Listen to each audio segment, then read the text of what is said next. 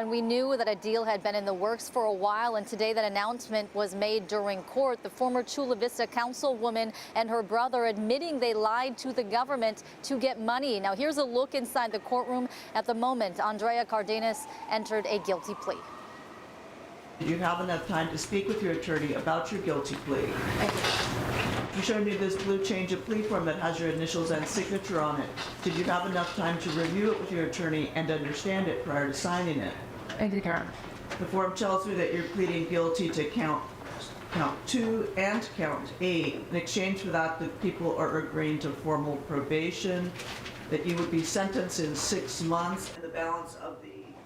Now, it was hard to get a good look at Cardenas. Her attorney blocked the view of her, but she was soft-spoken as she entered guilty pleas to 2 counts of grand theft. She admits to lying on her application to EDD to collect unemployment benefits, and she admits to lying to the Small Business Administration to collect a PPP loan.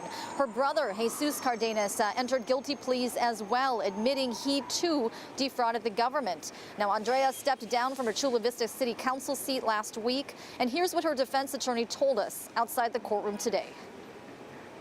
We went through the discovery, went through the thousands and thousands of pages of reports, and came to the conclusion that for her, as it relates to her, for her mental health, and more importantly for the community, that we put this to an end and we conclude this investigation. She's of course remorseful for what's happened over the last several months and her conduct over the past several years, but that doesn't take away from the service that she's given to her community.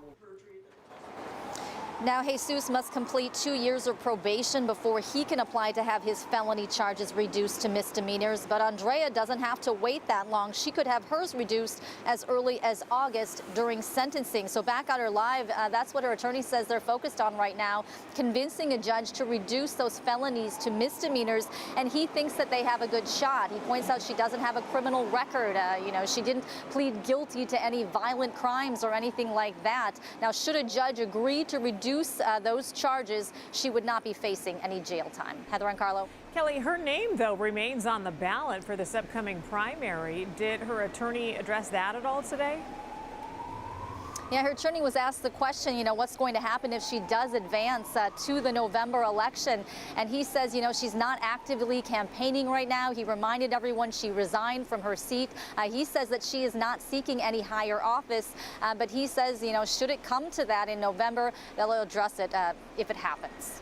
All right. So it remains to be seen with that. Big development today, though. Kelly Hessedal reporting live. Thanks, Kelly.